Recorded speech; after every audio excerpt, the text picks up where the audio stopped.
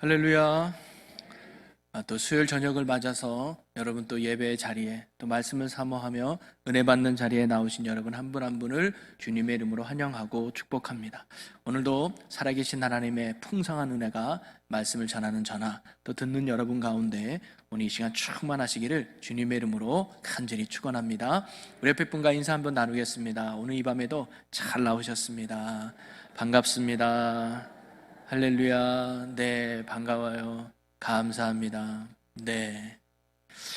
저희는 오늘 본문 말씀 빌립보서 4장 10절에서 13절 말씀을 가지고 바울이 증거한 믿음이라는 제목을 함께 말씀을 나누고자 하는데요. 저는 오늘은 10절에서 13절 말씀뿐만 아니라 4장 전체 말씀을 가지고 한번 말씀을 나눠보려고 해요. 여러분, 빌립보서는 우리가 흔히 옥중서신으로 알려져 있죠. 빌레몬서, 골로새서, 에베소서와 같이 옥중에서 편지를 썼다 해서 옥중서신으로 알려져 있습니다. 그래서 빌립보서는 사실 바울이 2차 전도 여행을 갈 때 유럽에 최초로 세운 교회가 바로 빌립보 교회죠. 그가 로마의 감옥에 갇혀 있을 때 언제 죽을 줄 모르는 그 상황 속에서도 빌립보 교인들을 생각하면서 그들에게 보내는 편지 형식의 말씀이 바로 빌립보서입니다.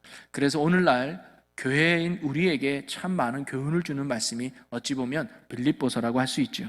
바울이 빌립보서를 쓰게 된 큰 목적은 크게 세 가지가 있습니다. 하나는 뭐냐면 그가 로마 감옥에 있을 때 바울의 어려움을 알고 빌립보 교인들이 십시일반으로 모아가지고 후원금을 보내줘요. 그것을 너무 고마워서 감사한 마음에 편지를 보내게 되고, 두 번째는 자신이 없어도 신실하게 믿음을 지켜나가는 그들의 강한 믿음을 칭찬하고자 편지를 쓰게 됩니다. 그리고 세 번째는 더욱 사랑 안에서 믿음에 굳게 서서 복음의 승리자가 되기를 당부하고 권면하기 위해서 빌립보서를 쓰게 되죠. 그리고 바울 서신의 모든 서신의 특징을 보면 전반부는 신앙의 교리에 대해서 많이 이야기합니다. 그리고는 후반부 가서는 꼭 실천을 할 것을 사항들을 이야기해요. 즉 바울은 신앙의 교리와 신앙의 실천을 동시에 강조하는 것을 알 수가 있습니다. 우리의 신앙생활도 마찬가지라고 생각이 들어요. 아는 것에만 머물리는 게 신앙이 아니라 아는 것을 가지고 행하는 믿음으로 나아가서 균형 잡힌 신앙이 될 때 그게 건강한 신앙이고 튼튼한 하나님의 기쁨의 신앙이 된다는 것이죠. 오늘도 저와 여러분이 머리로 시작한 신앙이 손과 발로 이어져서 삶으로 실천되어지는 그런 삶을 살아갈 수 있는 우리 모두가 되기를 주님의 이름으로 간절히 축원합니다. 그러면서 바울은 4장을 통해서 빌립보 성도들에게 이제 너희가 구원받은 성도로서 어떻게 이 땅 가운데 살아가야 되는지, 흔들림 없이 세상 속에서 믿음으로 승리하기 위해서 어떻게 해야 되는지를 구체적으로 자신의 삶을 증거 삼아 가르치고 있는 말씀이 저는 4장이라고 생각이 듭니다. 자, 그래서 4장 전체 말씀을 한번 우리가 살펴보려고 하는데요.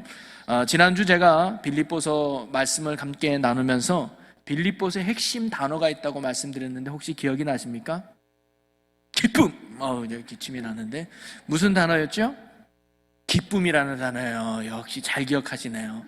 이 빌립보서 바울이 말하고 싶은 핵심 단어는 기뻐하라, 기쁨이라는 단어였습니다. 무려 16번이나 나오잖아요. 그런데 그와 동일하게 또 하나 강조하는 핵심 단어가 있는데 그게 뭐냐면 주 안에서라는 말이에요. 오늘 4장만 봐도 주 안에서라는 말이 무려 6번이나 기록되고 있습니다.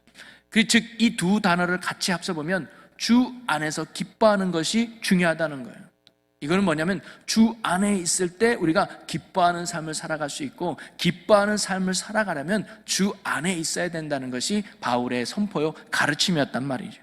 따라서 바울이 빌립보 교인들에게 전하고 싶은 가장 중요한 핵심 교훈은 뭐냐면 바로 주 안에 서라는 겁니다. 그게 오늘 1절 말씀의 가르침이에요. 우리 4장 1절을 한번 읽어볼까요? 그러므로 나의 사랑하고 사모하는 형제들, 나의 기쁨이요 면류가 아닌 사랑하는 자들아, 이와 같이 주 안에 서라. 바로 우리가 어떠한 환경 속에서도 상황 속에서도 흔들림이 없이 끝까지 믿음으로 승리하는 그런 신앙생활의 핵심은 어디 있느냐? 주 안에 서 있는 거라 이 말이죠.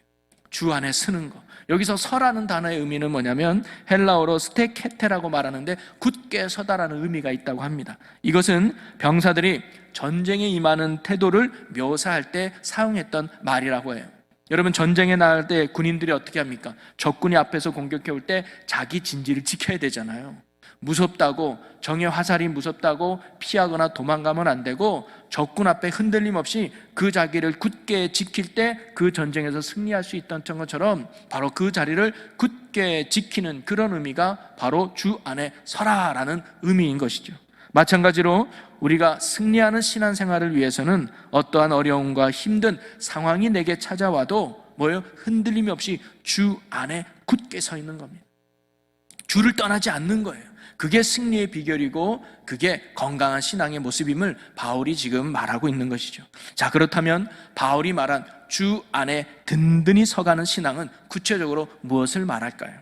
바울은 4장에서 오늘 우리에게 3가지를 가르쳐주고 있다고 생각이 들어요. 그래서 그 3가지를 오늘 저와 함께 나눠보려고 합니다. 그래서 이 말씀 우리도 마음에 잘 새겨가지고 우리도 이 땅에 살아가면서 주 안에 든든히 서는 자가 되어 흔들림 없는 믿음으로 마지막까지 승리할 수 있는 우리 모두가 되기를 주님의 이름으로 간절히 축원합니다. 첫째는 뭐냐면 주 안에 한 마음을 품으라는 거예요. 자, 4장 2절 말씀에 보면 이런 말씀이 있습니다. 내가 유오디아를 권하고 순두개를 권하노니 주 안에서 같은 마음을 품으라. 여러분, 바울이 빌립보 교회를 참 칭찬을 했죠. 그런데 칭찬한 교회임에도 불구하고 그 교회 안에도 문제가 있었던 것 같습니다. 그 문제는 뭐냐면 그 빌립보 교회 안에 성도들 간에 불화가 있었던 것 같아요. 마음의 부딪힘이 있었던 것 같습니다. 그래서 2절에 보면 내가 유오디라와 순두개에 관하노니 너희가 주 안에서 같은 마음을 품으라라고 지금 바울이 권면하고 있는 것이죠. 2절에 나오는 유오디아와 순두개라는 이 두 여인은 바로 빌립보 교회의 불화의 근원이었던 것 같습니다. 사실 빌립보 교회는 바울이 전도를 하다가 자주장사인 누아디아를 전도하게 되고 그 여인으로 세워진 교회가 바로 빌립보 교회였어요. 그러다 보니까 그 빌립보 교회 내에는 어찌 보면 여성의 지위가 상대적으로 높았던 교회가 아니었는가 추측을 해요. 그리고 오늘 나오는 유오디아와 순두개라는 이 두 여인도 바로 이 빌립보 교회에서 어느 정도 지도자 역할을 차지하는 평신도 중에도 좀 더 이렇게 좀 레벨이 있는 그런 위치의 성도들이 아니었을까라고 추정을 합니다. 그런데 이 두 사람이 서로 마음이 안 맞는 거예요. 불화가 생겼던 것이죠.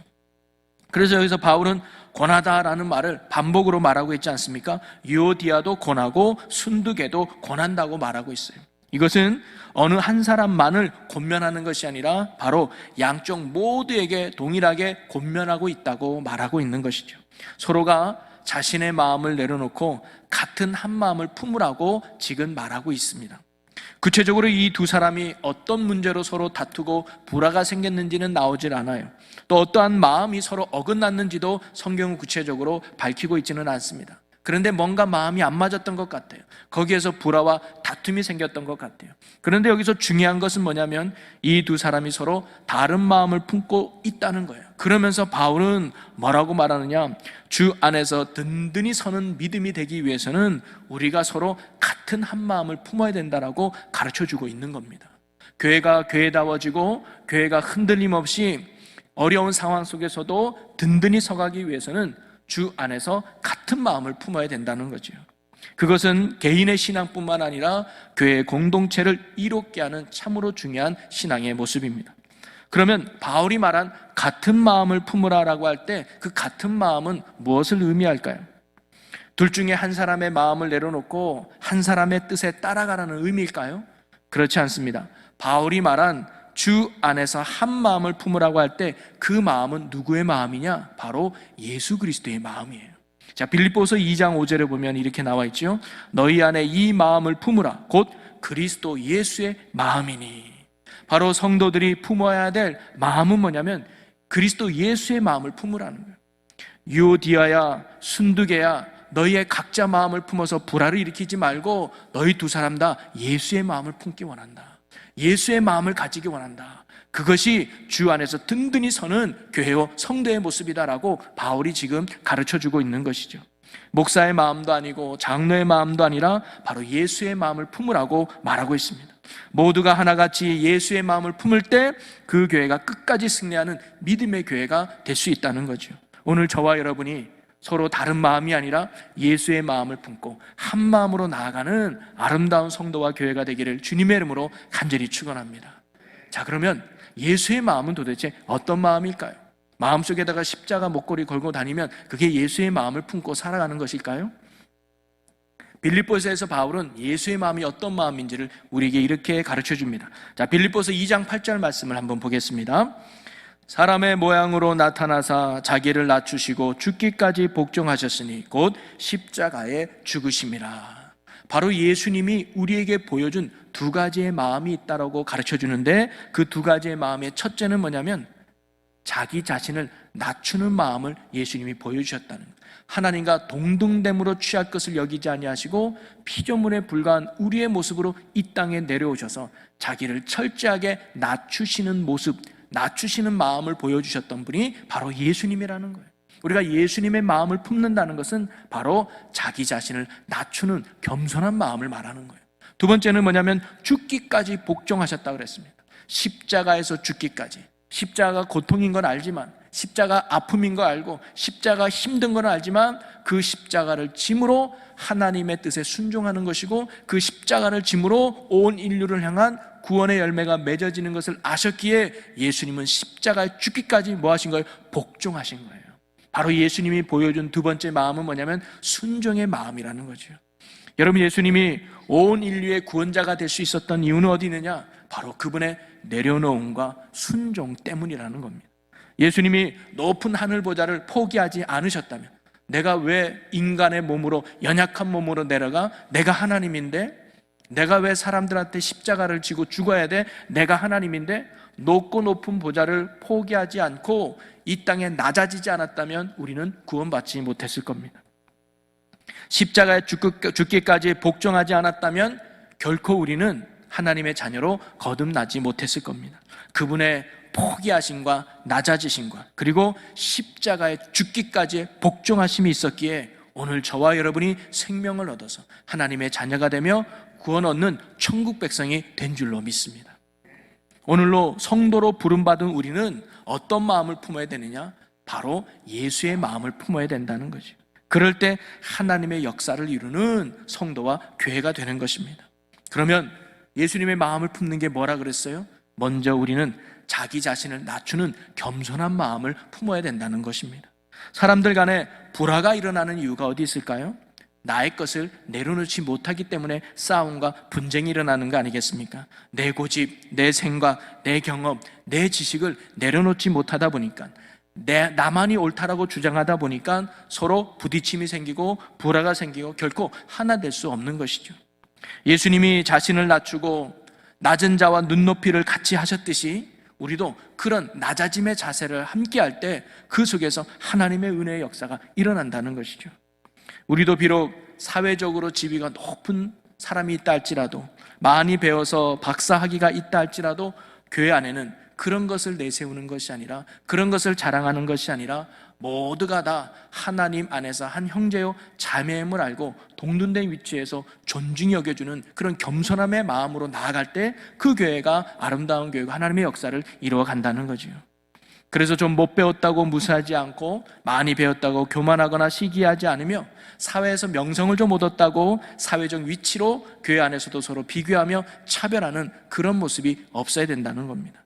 여러분, 변은 익을수록 고개를 숙인다는 말이 있잖아요. 믿음도 자랄수록 겸손해지는 거예요. 바울도 보면요, 처음에 사도로 부름받았을 때는 자기를 뭐라고 표현하느냐? 사도 중에 지극히 작은 자다라고, 나도 사도야 라는 어느 정도의 표현을 해요. 그런데 그가 믿음이 깊어가면서 말년에는 자기를 뭐라고 고백해요? 나는 죄인 중에 괴수야. 그가 시간이 지나면서 정말 죄를 많이 지었기 때문에 그렇게 고백했을까요? 아니요. 내 안에 믿음이 들어오니까, 내 안에 은혜가 차니까 내가 점점 하나님 앞에서 내가 얼마나 연약하고 부족한 존재인지를 깨달아서 뭐예요? 낮아지더라는 거예요.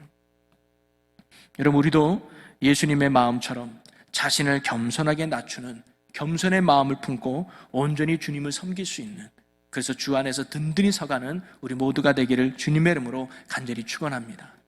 또 하나는 뭐라 그랬어요? 주께 순종하는 마음이 바로 예수님의 마음을 품는 거예요. 여러분, 순종하지 않으면 하나가 될 수 없습니다. 복종하지 않으면 하나가 될 수 없고 분열되고 무너지게 되는 것이죠. 질서는 무너지고 공동체는 파괴되게 되는 것입니다. 여러분, 장군이 병사들에게 전쟁 나갈 때 돌격 앞으로라고 명령을 내렸는데 병사들의 장군들의 말을 따르지 않고 나는 가기 싫어요, 나는 저쪽으로 갈래요, 그러면 그거는 군대로서의 기능을 상실하죠. 당나라 군대밖에 되지 않습니다. 주님의 마음을 품는다는 것은 다른 말로 뭐예요? 주님의 말씀에 순종하는 순종의 마음을 품는다는 거예요. 내 생각이 아니라, 내 방법이 아니라, 내 경험이 아니라 주님의 말씀 앞에, 주님의 생각 앞에 나를 내려놓고 온전히 따르는 것, 그것이 바로 주님의 마음을 품는 성도들의 모습이죠. 성경을 보니까 그리스도를 교회의 머리라고 말합니다. 그리고 성도는 그 교회의 지체라고 표현하죠. 에베소서 4장 15절에 보면 오직 사랑 안에서 참된 것을 하며 범사에 그에게까지 자랄지라 그는 머리니 곧 그리스도니라. 교회의 머리가 바로 그리스도라는 거예요. 그리고 우리는 몸의 지체죠. 5장 30절에 보니까 우리는 그 몸의 지체임이니라. 여러분, 그리스도가 교회의 머리가 된다는 거, 우리는 그분을 이루는 몸의 지체가 된다고 했는데, 여러분, 머리의 역할이 뭡니까? 머리의 역할은 명령하는 거잖아요. 그죠? 명령하는 거예요. 저서 컵을 가져와라, 아니면 뛰어라, 걸어라, 뭐 자라. 머리는 명령을 내려요. 그럼 몸의 지체는 뭐예요? 그 명령에 따라서 순종하는 거예요. 그러면 이 몸이 이루려고 하는 뜻을 이루지 않겠습니까? 바로 교회가 그런 곳이라는 거예요. 그리스도를 머리 삼고 말씀에 순종하는 교회가 건강한 교회고, 그런 교회가 주 안에 든든히 서가는 믿음의 교회라고 하는 것입니다. 오늘도 저와 여러분이 언제나 주님의 마음으로 하나가 되어서 주님의 말씀이 기준이 되어 그 말씀 앞에 순종함으로 나아가서 어떠한 형편과 상황 속에서도 주 안에 든든히 서가서 끝까지 믿음으로 승리하여 하나님의 기쁨이 되는 건강한 교회가 되시기를 주님의 이름으로 간절히 축원합니다. 첫 번째가 주 안에서 한 마음을 품어라는 것이 바울이 원했던 것이고, 두 번째, 우리가 주 안에 든든히 서가는 믿음의 내용은 뭐냐면 주 안에서 항상 기뻐하라는 거예요. 자, 4절 말씀을 한번 읽어보겠습니다. 주 안에서 항상 기뻐하라. 내가 다시 말하노니 기뻐하라. 여기서 항상이라는 말이 무슨 의미일까요? 언제나 한결같이 변함없이 이런 말이에요. 즉, 주 안에서 항상 기뻐하라, 이 말은 뭐냐면 어떤 상황과 어떤 형편 속에서도 늘 기뻐하라는 거죠. 그래서 기뻐한다는 게 뭐예요? 만족한다, 즐거워한다, 감사하다, 이런 말이에요. 즉, 주 안에서 모든 것을 감사하고 주 안에서 모든 것을 만족하라는 거죠. 그리고 다시 말하노니 기뻐하라 라고 말하면서 두 번 강조해서 말한 것은 뭘까요? 꼭 그렇게 하라는 거예요. 이건 해도 되고 안 해도 되는 게 아니라 너희들이 정말 주 안에서 흔들림 없이 견고한 믿음으로 승리하기를 원하면, 얘들아, 주 안에서 항상 기뻐해야 돼. 주 안에서 항상 기뻐하는 삶을 살아야 돼. 그럴 때 너희들이 흔들림 없이 견고한 믿음으로 승리할 수 있어 라고 바울이 자신의 경험에서 고백하고 증거하고 있는 것이죠. 자, 그러면서 바울은 우리가 이렇게 주 안에서 항상 기뻐하기 위해서 두 가지를 권면해 주고 있습니다. 첫째는 뭐냐면 사람들에게 관용을 베풀라는 거예요. 자, 4장 5절 말씀을 읽어보겠습니다. 너희 관용을 모든 사람에게 알게 하라. 주께서 가까우시니라. 이 관용이라는 말이 뭐예요? 박해에 대한 온유, 그러니까 나를 핍박하는 사람들에게 너그럽게 대하고, 자신에게 손해를 끼친 자에 대해서 용서를 베풀고, 감정의 전적인 절제 등이에요. 화가 나지만 억누르는 거예요. 그래서 상대방에 대해서 너그러운 마음을 갖고 이해심을 품는 게 바로 관용이라는 거죠. 바로 이러한 관용의 자세를 보일 때 우리는 항상 주 안에서 기뻐하는 삶을 살아갈 수 있다는 겁니다. 이런 관용의 모습을 보여준 대표적인 인물이 바로 요셉이죠. 그가 형들에 의해서 인신매매로 노예로 팔려갔습니다. 힘든 삶을 살죠. 13년 동안. 그러다가 그가 애굽의 총리가 돼요. 그래서 형들이 식량을 얻으려고 총리인 애굽 앞에 엎드리게 되죠. 그리고는 형들이 그 앞에 서 있는 총리가 요셉인 것을 알게 되고 형들은 두려워 떨게 됩니다. 야, 요셉이 우리에게 복수하는 거 아니야? 그럴 때 요셉이 이렇게 말하죠. 창세기 45장 5절에 당신들이 나를 이곳에 팔았으므로 근심하지 마소서, 한탄하지 마소서. 하나님이 생명을 구원하시려고 나를 당신들 앞서 보내셨나이다. 나는 형들에게 복수할 생각 전혀 없어요. 나는 형들을 미워하지 않아요. 나를 이곳에 보낸 건 형들이 아니에요. 형들의 생명과 많은 사람들의 생명을 구원하려고 형들보다 저를 먼저 보낸 것뿐이에요. 형들은 하나님의 도구일 뿐이에요 하면서 그들에게 뭘 베푼 거예요? 관용을 베푸는 모습을 보이게 되죠. 그리고는 야곱이 애굽에서 죽게 되자 형들이 또 두려워하는 거예요. 야, 이제 아버지가 죽었으니까 요셉이 진짜 우리를 죽이지 않을까? 그런 두려움이 있을 때 요셉이 재차 또 이렇게 말합니다. 창세기 50장에 보니까 우리 같이 읽어볼까요? 한 절씩. 요셉이 그들에게 이르되 두려워 마소서, 내가 하나님을 대신하리이까?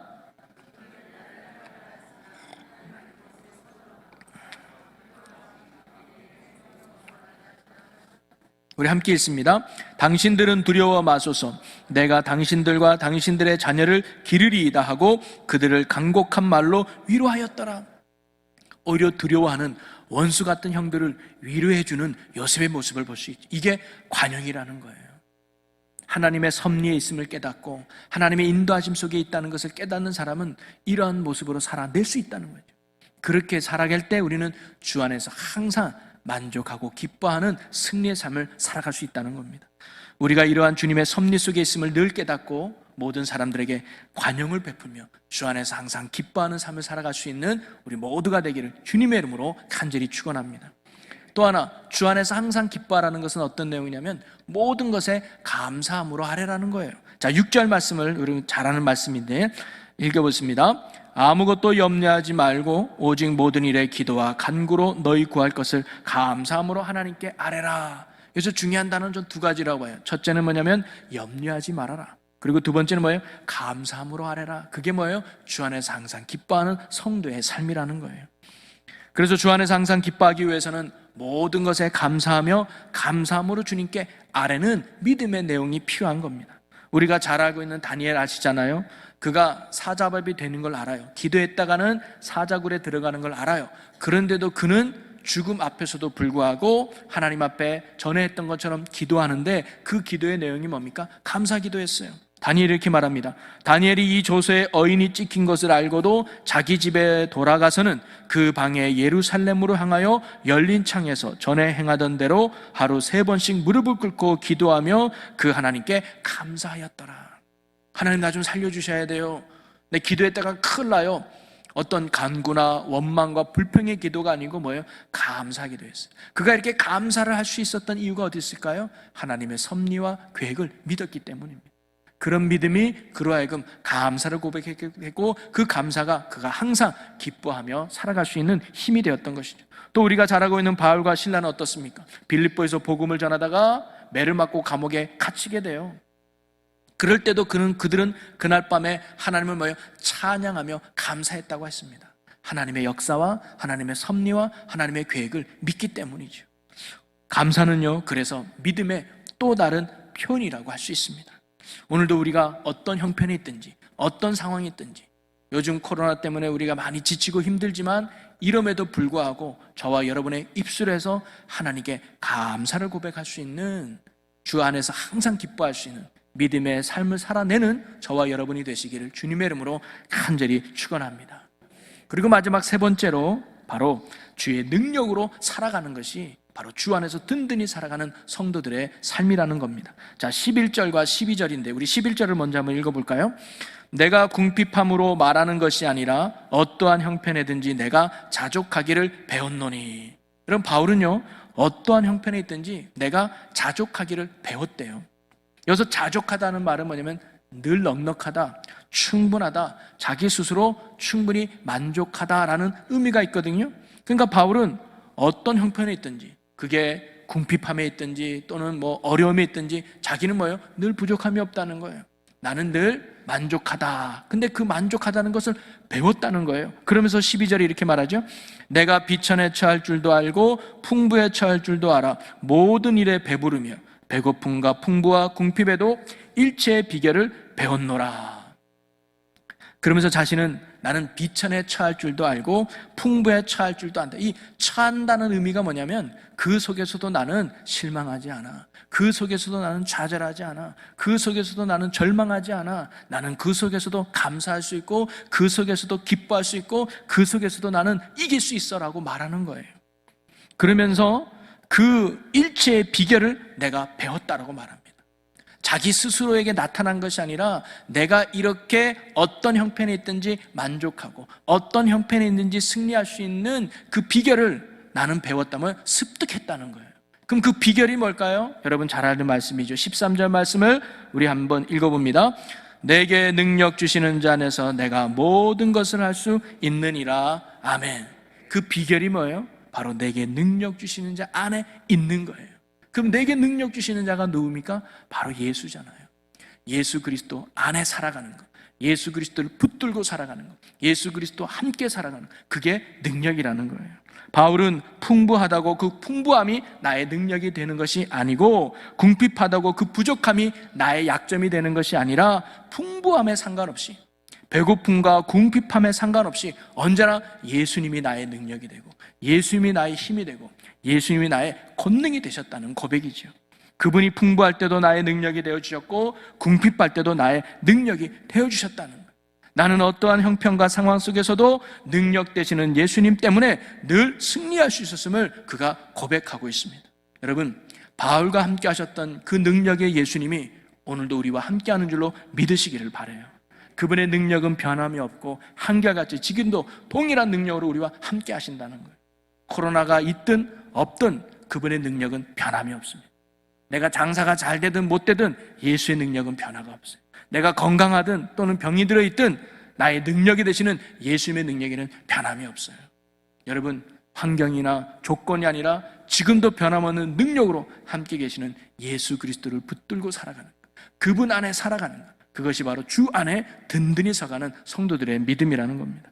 그러기에 우리가 주 안에서 든든히 선다는 것은 뭐냐면 바로 예수 그리스도를 능력으로 삼고 그 믿음 안에 살아가는 것을 말하는 거죠. 그러기에 우리가 늘 예수의 능력 속에서 살아갈 때 하나님의 큰 은혜와 열매가 우리의 삶에 넘치게 되는 겁니다. 여러분, 그러기 위해서 우리가 어떻게 해야 될까요? 어떻게 능력 되시는 주 안에서 살아가는 삶일까요? 그것은 바로, 그래서 우리는 기도보다 앞서지 말아야 되고 말씀보다 앞서지 말아야 된다. 정말 우리가 예수가 나의 능력임을 믿는다면 우리는 예배의 자리를 지켜가야 되겠죠. 정말 예수가 나의 능력을 믿는다면 우리는 기도하는 자리를 지켜야 되는 거죠. 정말 예수가 나의 능력을 믿는다면 주님의 말씀에 순종해야 되겠죠. 그럴 때 그분의 능력이 나의 능력이 되고 그분의 은혜가 우리의 삶에 풍성하게 채워지게 되는 줄로 믿습니다. 사랑하는 성도 여러분, 바울은 오늘 사랑하는 빌립보 교인들에게 마지막으로 말하기를, 여러분, 주 안에서 굳게 서십시오. 그것이 승리의 원동력이고 그럴 때 우리는 마지막까지 흔들림 없이 주님의 기쁨으로 살아갈 수 있습니다라고 권면하고 있습니다.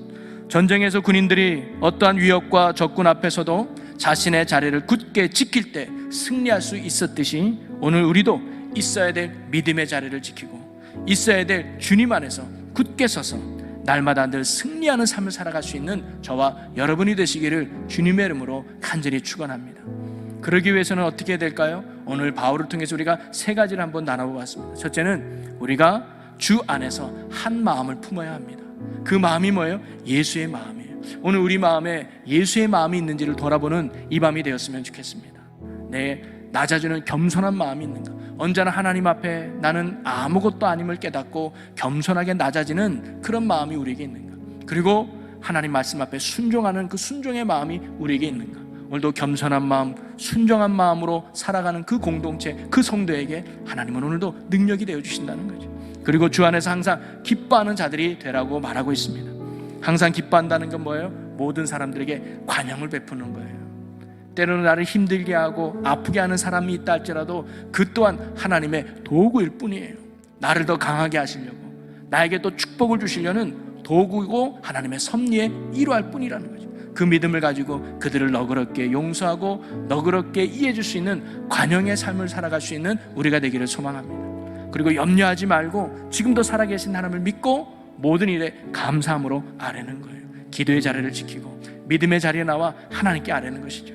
그러면 하나님께서 우리의 가는 길을 지키시고 선한 길로 인도해 주실 줄로 믿습니다. 그리고 마지막은 뭐예요? 내게 능력 주시는 자 안에서 내가 모든 것을 할 수 있는 거예요. 우리 너무 환경을 의지하지 말고, 우리 너무 사람을 의지하지 말고, 우리 너무 조건을 따지지 말고, 그 모든 환경과 조건과 상황을 넘어서 전능하시게 역사하시는 능력 되시는 예수만을 붙드는 저와 여러분의 온전한 믿음이 되기를 주의 이름으로 간절히 축원합니다. 그러기에 여러분, 힘들고 어려울 때 우리는 더욱 믿음의 자리를 지켜야 돼요. 예배에 승리하고 기도에 힘쓰고 말씀 앞에 순종하는 믿음의 삶을 살아가야 한다는 거예요. 그러면 오늘도 능력 되시는 주님께서 우리의 불가능을 가능케 하고 문제를 넘어 역사하시는 능력으로 우리를 이끌어가게 될 줄로 믿습니다. 오늘도 우리가 주님의 그 은혜와 능력 속에서 어떠한 환경과 형편 속에서도 주 안에서 굳게 서는 자들이 되어서 마지막까지 흔들림 없는 믿음으로 늘 승리하여 우리 하나님의 기쁨이 될 수 있는 저와 여러분 되시기를 주님의 이름으로 간절히 축원합니다. 우리 이 시간 함께 기도했으면 좋겠습니다. 오늘 함께 주신 말씀을 붙들고 우리 이 시간 함께 결단하며 기도하기 원하는데요, 주님, 우리가 날마다 주 안에 굳게 서는 자들이 되게 하여 주시옵소서. 예수님의 마음을 품고 늘 살게 하여 주시고 항상 기뻐하며 믿음으로 살게 하시고 주님의 능력 속에 살아가는 자들이 되게 하여 주시옵소서. 하나님, 오늘 말씀은 우리에게 주시는 말씀으로 받아들이는 지혜와 믿음이 우리에게 있게 하여 주시옵소서. 힘들고 어려운 이 세상 속에서 흔들림 없는 믿음으로 주 안에 굳게 살아가는 저희들이 되게 하여 주옵소서. 오늘 바울이 우리에게 선포했던 것처럼 하나님, 우리 안에 예수의 마음으로 한 마음을 품고 살아가는 우리가 되게 해 주옵소서. 겸손한 마음을 품고 순종하는 마음을 품고 예수의 마음으로 하나됨으로 살아가고 나아가는 건강한 교회가 되게 하여 주옵소서. 주 안에서 항상 기뻐하기를 원합니다. 모든 사람에게 관용을 베풀고 염려하지 아니하며 감사함으로 아뢰는 저희들이 되게 하여 주시옵소서. 그리고 무엇보다 내게 능력 주시는 자 안에서 내가 모든 것을 할 수 있다는 이 믿음의 고백을 가지고 오직 예수의 능력으로 삼고 예수만 붙들고 예수만 의지하고 예수만 따르는 믿음의 용사들이 되게 하여 주시옵소서. 그리하고 힘든 이 한광 속에서도 믿음 잃지 않고 끝까지 승리하여 우리 하나님의 마음을 흡족하게 해드릴 수 있는 복된 주의 자녀들이 되게 하여 주시옵소서. 감사와 영광을 주께 올려드리며 예수님의 이름으로 기도하옵나이다. 아멘. 한 번 더 고백합니다. 어떤 형편과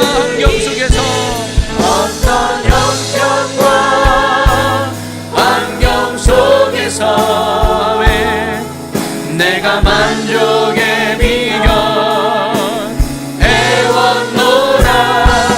내게 능력 주시는 자 안에서